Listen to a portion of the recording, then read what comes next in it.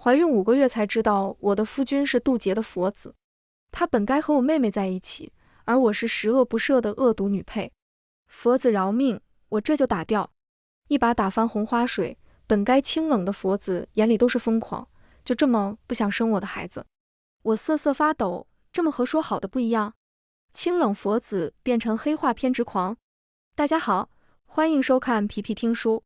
夫人，这个桂花糕是在荣锦阁买的，你尝尝。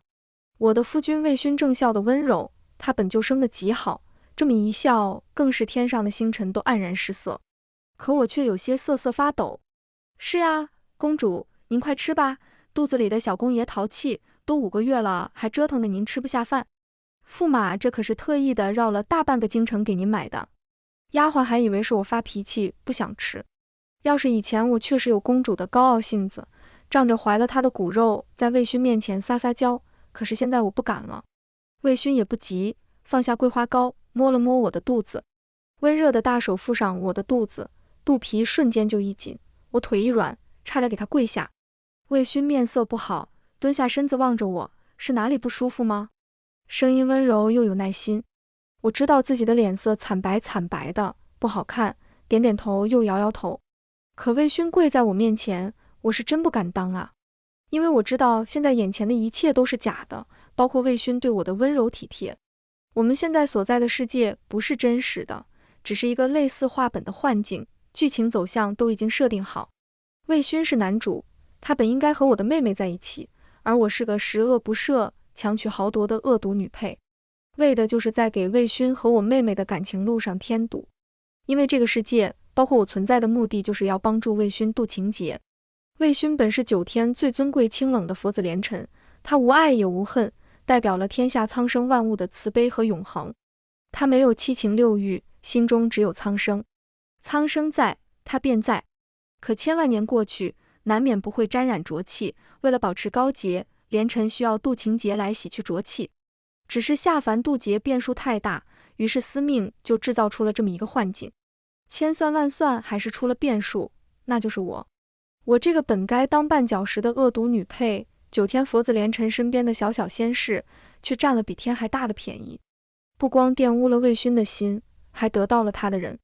要知道，按照司命的剧本，也只是到了魏勋和女主之灵仙子经过一系列坎坷互通心意后戛然而止，而我却和他成了亲，吃干抹净，还怀了他的孩子。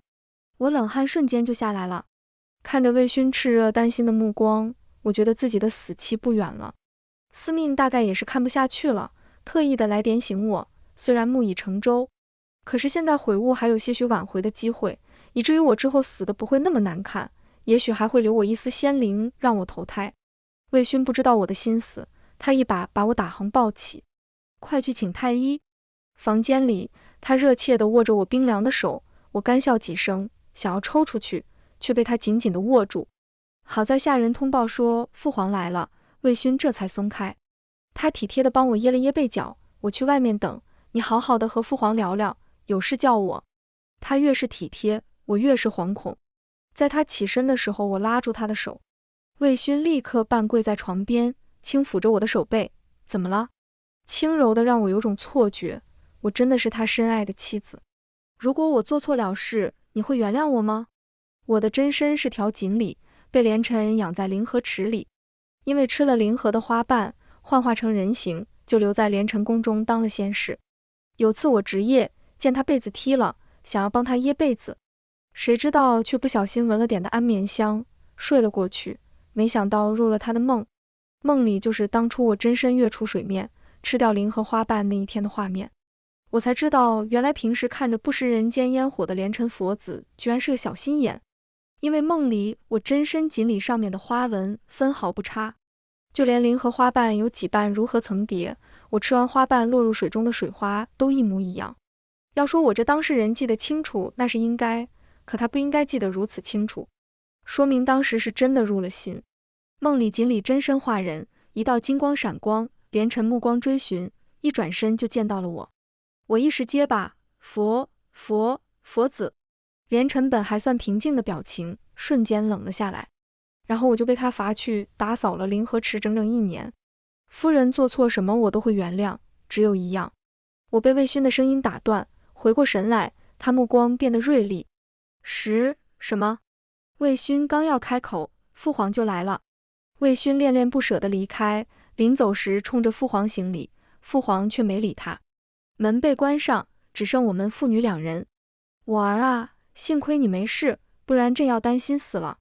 这个幻境中，除了我和连晨，还有芝灵仙子外，都是幻境幻化，可父皇却让我真真切切地体会到了亲情。没事，太医来过，说只是有些疲劳罢了。父皇叹了口气，当初你非要嫁给他，不然现在也不会受这个苦。父皇总以为魏勋会冷淡我，让我生怨。要是以前我会告诉父皇我很幸福，可现在这些都是我将来清算的罪责。幻境里我从小就喜欢魏勋，仗着父皇的宠爱长大后撒泼打滚的求了父皇赐婚。魏勋本来不同意，谁知道有人下了药，我和他生米煮成了熟饭。成亲之后，在我的步步柔情下，魏勋排斥的心被逐渐的瓦解，也慢慢的断了和芝灵仙子的来往，竟然一心一意的和我过起了日子。我坐立难安，让人叫来了魏勋。魏勋和父皇行礼后，赶紧跑到了床边。怎么样，是不是哪里不舒服？我摇摇头，明日的祈福我是不能参加了。不去了，我在府中陪你。不行，公主府怎么不参加？你和芝灵公主去吧。我故意的用公主的身份压她，要知道从小到大我从来不舍得用身份压她。父皇还以为我想明白，立刻附和，驸马是想抗旨吗？魏勋紧握双拳，然后又松开。我站在公主府门口，面色故作强硬地望着魏勋。魏勋一脸的不舍，却被我的脸色吓到，害怕我动了胎气，只得爬上了马车。我故意的没派马车，魏勋只得和芝灵公主一个马车。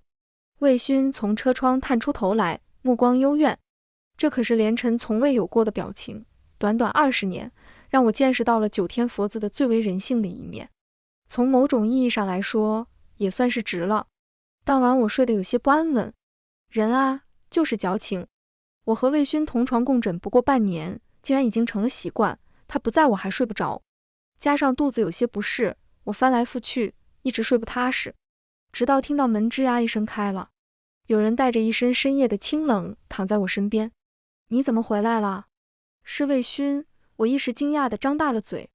魏勋冲我疲惫的一笑，还是惊扰了你，我担心你，所以祈福完就连夜赶了回来。可是一来一去最少要1天，还不加上祈福繁琐的过程。我骑了快马，路上还被马甩了下来，摔伤了手。魏勋最清楚该怎么让我心动，他委屈巴巴，一时我色迷心窍，我看看也不管用。说着他靠了过来，双唇还带着微凉的气息。我心跳如鼓，瞬间就想起了很多面红心跳的回忆。要是让大家知道9天清冷佛子如此贪欢，是不是会惊掉所有人的下巴？我问过太医，太医说可以。我刚要开口，就听脑海里有人喊我，小夭夭，别忘了你的任务。是司命的声音，我瞬间清醒过来。然后我立刻意识到，是不是以前我和魏勋的床子间的事情都被他看了个满眼。小夭夭，现在不是胡思乱想的时候，难道你想让剧情彻底的崩坏吗？司命的语气有点不自然，我咬咬嘴唇。算了，我不和他计较了，反正等连晨渡劫结束，自会收拾他。我罪责难逃，司命也好不到哪里去。这么想，我倒是放松下来。现在重要的是尽可能的挽救剧情。我困了，我正脱开魏勋的怀抱，往床里躲了躲，背对着他。魏勋还保持着刚才的姿势，好一会儿才收回。屋子里黑乎乎的，只有窗户透过一丝月光。我有点后悔背对着他了，越是看不到，其他感官越敏感。我能感觉到他修长的手指扯着颈背，紧紧地握住。夫人，我的手摔破了，一个好大的口子，你不是最喜欢我的手吗？你帮我上药好不好？我不想留疤。他手最好看，骨节分明，修长白皙。其实我以前并不是生活在灵河池里，而是9天战神赤练上神的水池里。有次连晨坐在我的池边，修长的手指划过水面，我找准时机嘬了他一口。我还记得当时连晨轻蹙着眉头的模样。他本是找赤练上神谈事，可是过程中他总是盯着自己的手指看，结果回去时就和上神把我讨了回去，养在了灵河池里。连晨几乎每日都要来灵河池边坐一坐。灵河池十分冷清，大大的池子里居然只开着一朵灵荷，白色的花瓣只在顶端染着淡淡的粉色，被一片荷叶托着。也不知道到底有什么好看的，能让连晨天天都来。我虽然没有开智，可是也隐约的知道连晨不好惹，每次嘴欠的时候都改去嘬那朵灵荷。池边连晨眸光跳跃，让人看不懂。可是我在幻境中从未说过自己是手控啊。魏勋又靠了过来，我心里有些乱，司命又在那里啰嗦。我狠狠心转过身子，然后一脚把他踹下了床。空气瞬间凝固，不光是魏勋不敢置信，司命也没了声音。小夭夭，你真够可以的。好一会儿，司命的声音才重新响起。除了这个，我还有其他办法可选吗？与其让事件发生，佛子恢复记忆杀了我，还不如现在对他狠点，起码也算是保全了佛子的名声。我在脑海里回复司命。魏勋还保持着倒地的姿势没动，我有些不忍，毕竟他是连晨佛子，这么躺在地上也不好。我刚要张口，魏勋就慌乱的想要起来，结果手一撑地就摔了下去，也不过是闷哼一声罢了。跌跌撞撞的走到门口，魏勋回过头，夫人你先休息。我哪里睡得着？浑浑噩噩的到了天亮，一整天都没有看到魏勋。丫鬟还以为我和魏勋吵架，在我面前极力的劝说我。公主啊，驸马爷对您绝对是一心一意，夫妻哪有不吵架的？俗话说床头吵架床尾和，您就别为难驸马了。我哪里是为难他，我这是为了保全他的名声，还有我的小命啊。我有苦说不出，还落得个耍性子的名声。晚上魏勋推门进来，却发现门被我锁住了。本公主怀孕不适，还是分床吧。门外沉默了好一会儿，魏勋的影子落在窗纸上，半晌才有一个字，好。之后几天，魏勋一直情绪低沉，但是对我的体贴还是没变，搞得公主府上下都觉得是我欺负了魏勋。司命不停地催促我赶紧让剧情回归正轨，每天都在我耳边说的都起了茧子。就在我正愁找不到机会的时候，本朝将军大胜而归，父皇要举办宫宴给将军庆功，几乎所有的王公大臣都要参加。这是个好机会，撮合魏勋和芝灵公主旧情复燃的好机会。一时高兴，我对魏勋也多了些笑脸。魏勋见我心情不错，小心翼翼地靠了过来，扶着我的腰。夫人小心，那模样多少让人有些心疼。小夭夭，道心要稳啊。司命的声音突然蹦出来，让我心烦意乱。我和芝灵的位置挨着，落座的时候，我特意的让魏勋坐在芝灵旁边，而我则远远地盘踞在长椅的另一边。我怀孕不宜饮酒，你陪着妹妹吧。这理由很充足。芝灵倒是大大方方地和魏勋喝了几杯，举手投足之间丝毫看不出来两人之前的情谊。魏勋更是敷衍地点点头，光顾着自己喝，一点复燃的样子都没有，耳边司命又死命地催促。我心不在焉地拿起茶杯，想要降降心火，手却被魏勋捉住。夫人，不能饮酒，还是喝茶吧。他不知道什么时候靠了过来，脸离得我极近。我咽了咽口水，才发现我拿错了杯子。我手一松，抑制住内心的搅动，多谢。听到我说谢，魏勋给我拿茶杯的动作一顿，夫人怎么对我如此客气？和前几天萎靡的状态不同，现在的魏勋身上有着颇似连晨的威压，让我浑身不自在。公主许久不见。一道声音打断了我和魏勋之间怪异的氛围，是大胜而归的将军赤练，也是9天战神赤练，我的老东家。其实司命是做了万全的准备，幻境里将军和我是青梅竹马，只不过竹马不敌天将，认识魏勋后，我就化身恶毒女配。将军对我痴心不改，牵制了我不少精力。这样剧情既能产生波折，又不至于太过分，毕竟连晨是9天佛子。可不知道为什么本该平静的幻境里竟然出现了战争。赤练派兵平定，没有了他的阻止，这才让我得逞。说到底还是司命出了岔子。司命咳嗽几声，我正在查看，先不说这个了，走剧情吧。赤练虽然笑着，可是视线落在我的小腹上，像是要喷出火来。我是整个幻境中唯一觉醒的人，可也不是什么好事。赤练战神多高傲一个人，居然为了连城渡劫肯和我这么一个小小仙士走感情戏，不枉他们万年的友情。看着周围一圈大神，我多少有些惶恐。小夭夭快啊，让剧情回归正轨。将军，恭喜你旗开得胜，大胜而归。公主，我本以为这次战胜回来可以和皇上请求赐婚，没想到短短1年竟然发生了这么多事情。赤练直接打断我，他也是大胆，居然说得这么直接。魏勋起身接过赤练手中的酒杯，一口干掉。遗憾将军没有参加我和公主的婚礼，等将军休整后，我亲自登门邀请将军来公主府小聚。赤练酒都没喝，冷哼一声，拂袖而去。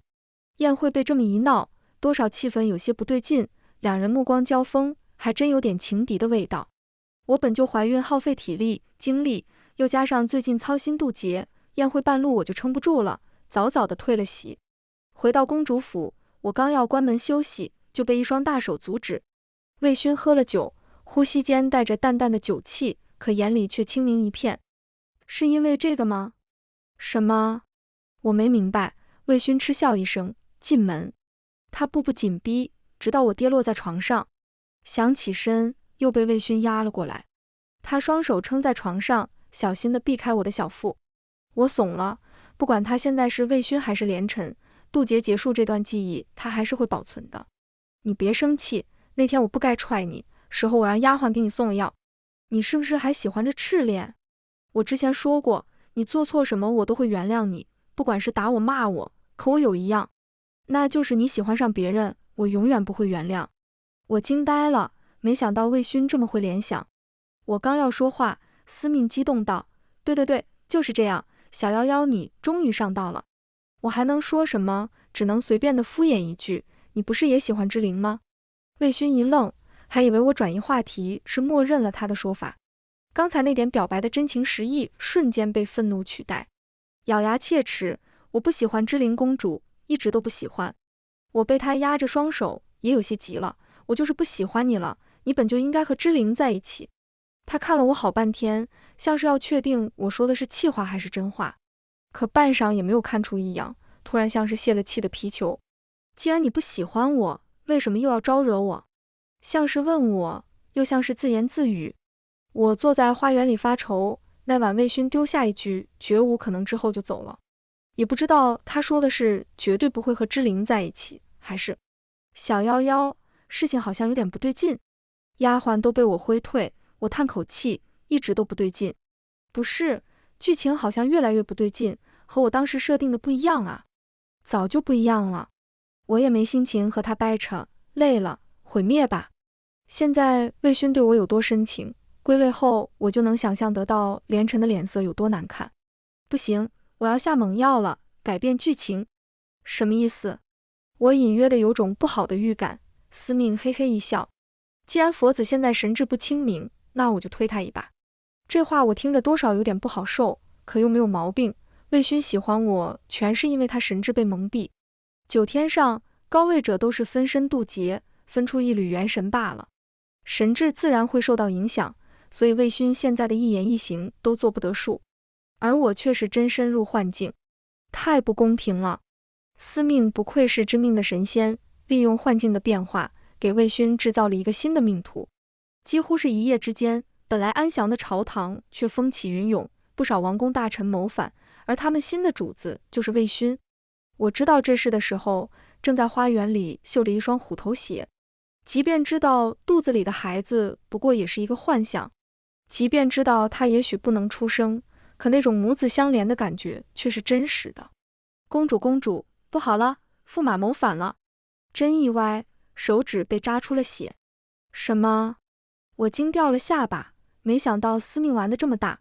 魏勋新的身份是敌国太子，为了大业潜入本朝，委身在恃宠而骄的本公主身边，现在时机成熟，露出獠牙，要把我朝一口吃下。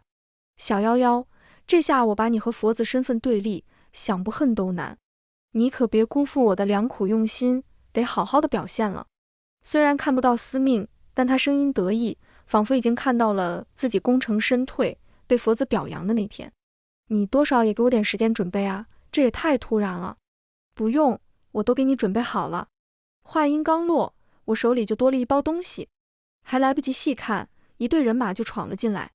是赤练，他一身戎装，神情肃杀，快跟我走。魏勋内司居然是敌国太子，勾结了不少官员不说，现在举兵正向着公主府来，八成是想来报复你。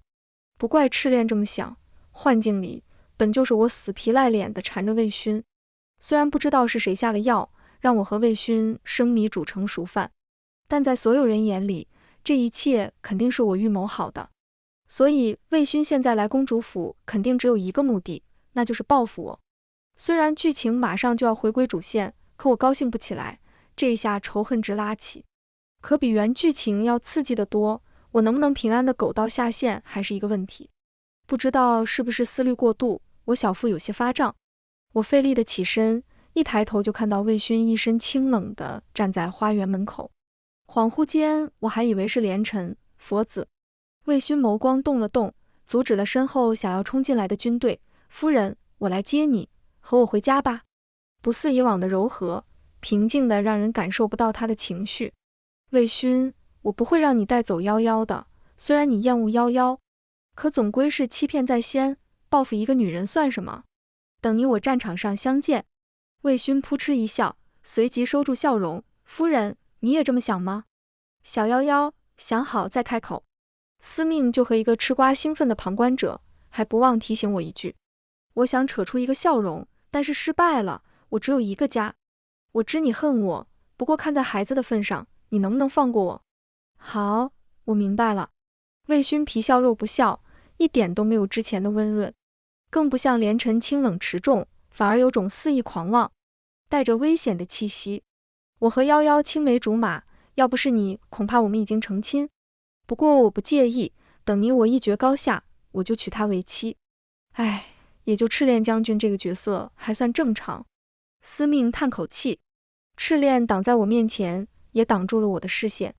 然后就是兵器相撞的声音，有人拦住我的腰身，让我远离了刀光剑影。我转过头，正好看到魏勋轮廓清晰的下颌，而赤练和他带来的人则被团团地围住。魏勋，你这个小人，以多胜少，胜之不武。魏勋勾起嘴角，我从未说过和你1对1较量。你……赤练被气得说不出话来。在9天的时候，赤练战神话多毒舌，连城清冷寡言，不过每当连城开口，都能压赤练一头。一开始赤练总是看不惯连城高洁不凡的样子，但是千万年下来，也生出了难得的友谊。我被魏勋带回了敌国，让我意外的是，他并没有为难父皇，仿佛高调的现身，带领叛变的军队抢了我之后就功德圆满了。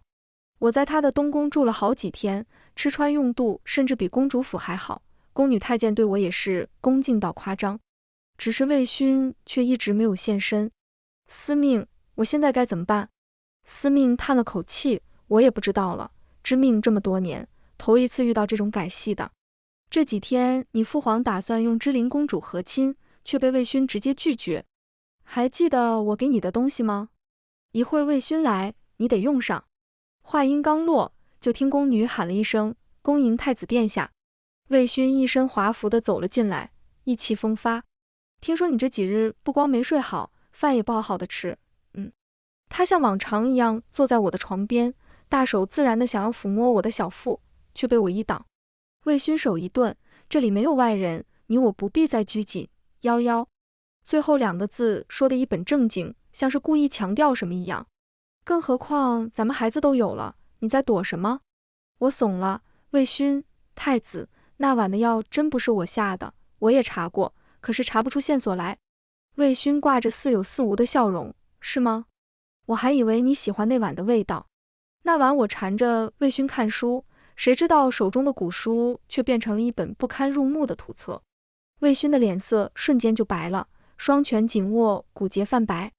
我想解释，就闻到一股淡淡的花香，那香味似有似无，惹人沉沦。然后我和魏勋就在一起了。佛子饶命，我这就打掉。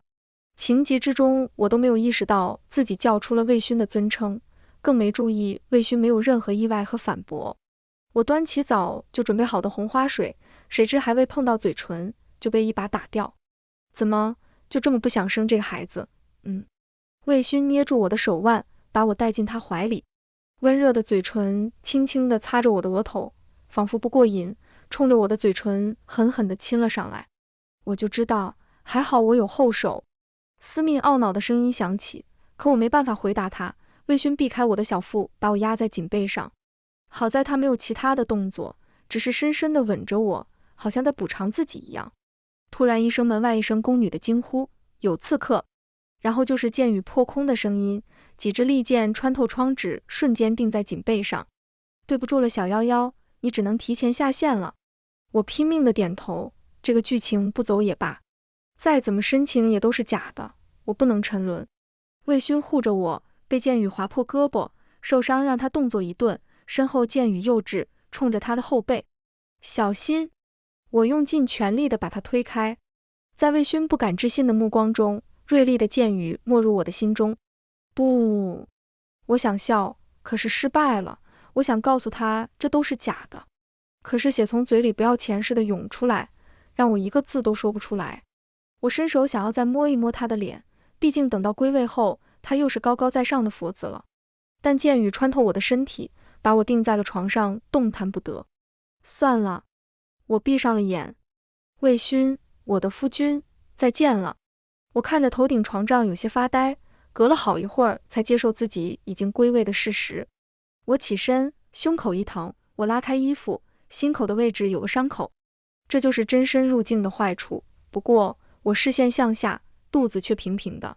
我叹口气，日子还得继续不是？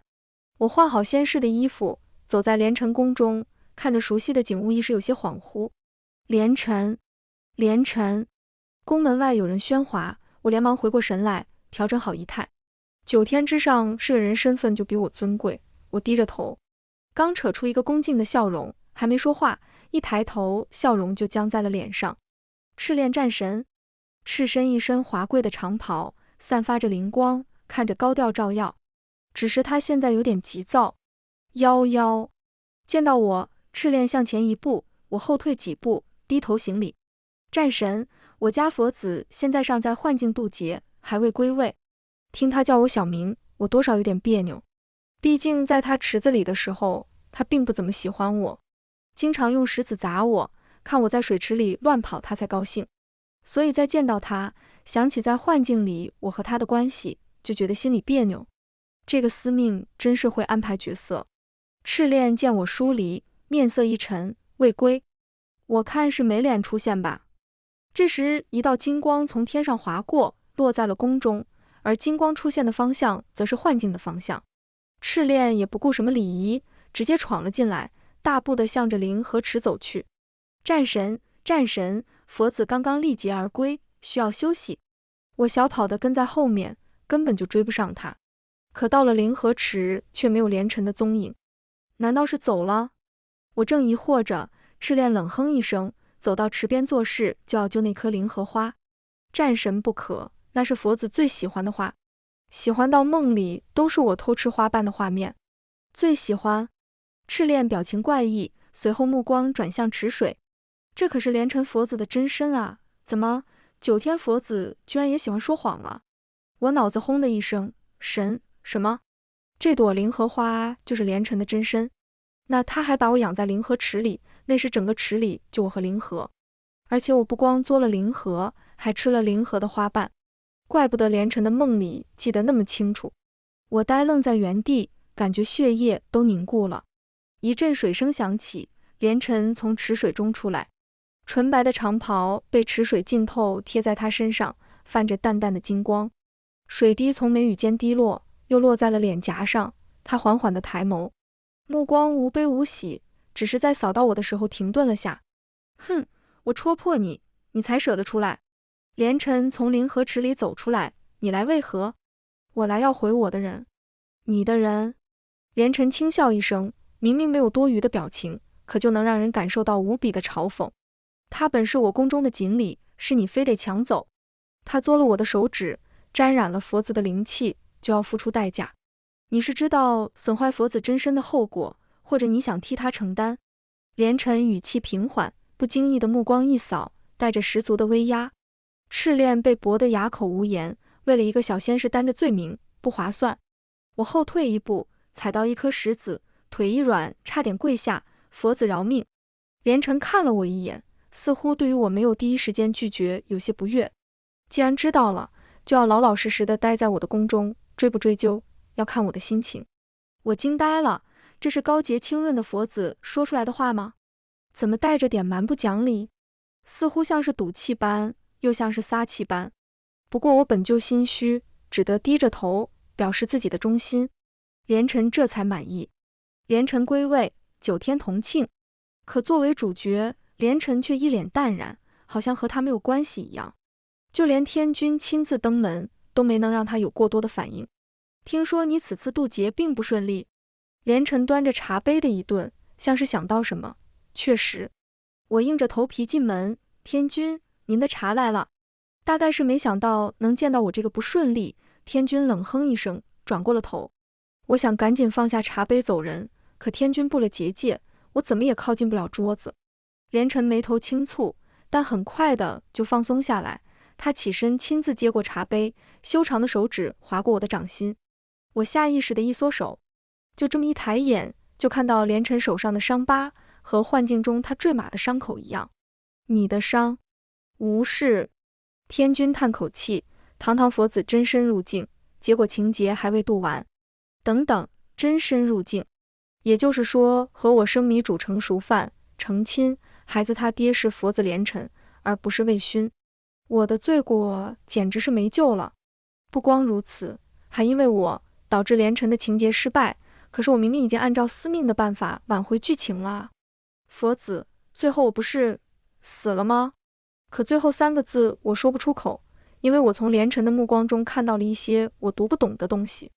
伤心、愤恨、自责，以及深深的眷恋。可这些情绪都不应该在他身上存在。苍生在连城就在，反之，连城在苍生就在。他必须保持无爱无恨，高洁自持，苍生才能平安。这也是为什么连城要在凡心未动时，用红线来测连城的情节，然后渡劫归位。可为什么连城非但没有消失这些情绪，反而越来越明显？我有什么马上就要冲破我心中？天君和他无关，是我辜负了9天，导致芝灵仙子现在还被困在幻境中无法出来。芝灵仙子也未出来。按说他是连城的情节，两人是经过天君用红线测试的。那天我也去了，一条红绳自动地系在了连城手腕，另外一端飘到了芝灵仙子身边。按照红线是骗不了人的，可是现在一个提前出来，一个困在里面，说明两人渡劫都没有成功。这是什么情况？我浑浑噩噩地走出门口，有些想不明白。正当我发愣时，门内传来了交谈声，天君以为我走了。本君无法窥得幻境内的情况，听司命说这个小小鱼仙竟然对你做了一些不妥之事。早知道你的7情6欲被他激起，我就直接动手了，可现在说这些也晚了，你打算如何处理？我心跳加速，浑身冰冷，虽然知道偷听不对，可脚就是动不了。过了好一会儿才听到连城开口，是啊，苍生因此而受苦，确实不对。我会给天君和苍生一个交代的，到时候必定让苍生满意。我还以为连城不提幻境的事情，是打算放过我，现在我心里唯一的侥幸也没了。我想找司命聊一聊，可是到了他的天府宫，却发现这里乱成一团。发生什么事情了？我拦住一个仙士。芝灵仙子手下的仙士韩昭擅闯幻境，星君现在正在阻拦，我要去禀报天君了。芝灵仙子的仙士我见过，当时测红线的时候他也在。眼瞅着红线飘到芝灵仙子的身旁，韩昭沉不住气，不等结腕就直接斩断红线。我当时就站在芝灵仙子的身后，看得十分清楚。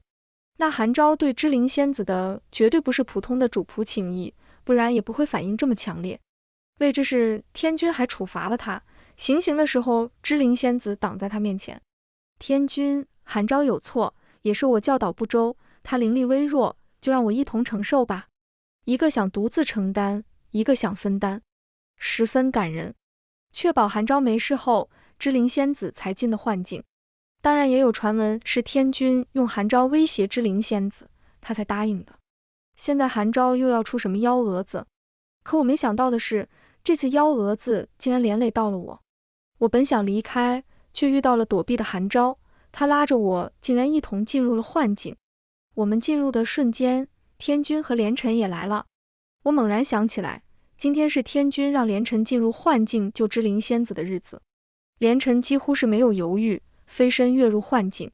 私自闯入幻境是十分危险的，会被幻境本身攻击。下坠的时候，连晨紧紧地搂着我，因为幻境中任何人都修为尽失，他现在被幻境中的乱流击伤，白色的长袍破破烂烂，被鲜血染透。其实佛子可以等司命开始幻境，安全地进入。你忘了吗？你是我的夫人，我又怎么能扔下你不管？佛子开什么玩笑？不过是幻境中的剧情罢了。我笑得勉强。是吗？连晨意味不明地笑了笑。好在我和他坚持住了乱流的攻击，落在了一个湖泊之中。幻境不小，这里的似乎是个山崖之下，四周都是陡峭的山壁，根本出不去。我扶着连晨找了一个山洞，点上篝火。这下怎么办？你怎么出手帮之灵仙子？连晨受伤不轻，就连脸上都是或轻或重的伤口。连晨闭目，似乎根本不在意身上的伤口。有韩昭在，之灵不久就能渡劫成功，脱离幻境，顺利的归位。什么意思？韩昭是之灵仙子的情节？连晨睁开眼，没错。那你的情节呢？连晨不答，而是缓缓地靠近我，我微微地别过头，躲开了他的靠近。别动，不是我动了，而是你心动了。连晨一愣，脸上露出一抹可疑的红晕，他无奈地笑了笑，是我心动了。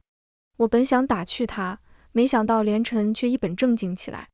我不是那个意思，话还没有说完，就闻到一股熟悉的香味，那晚的味道。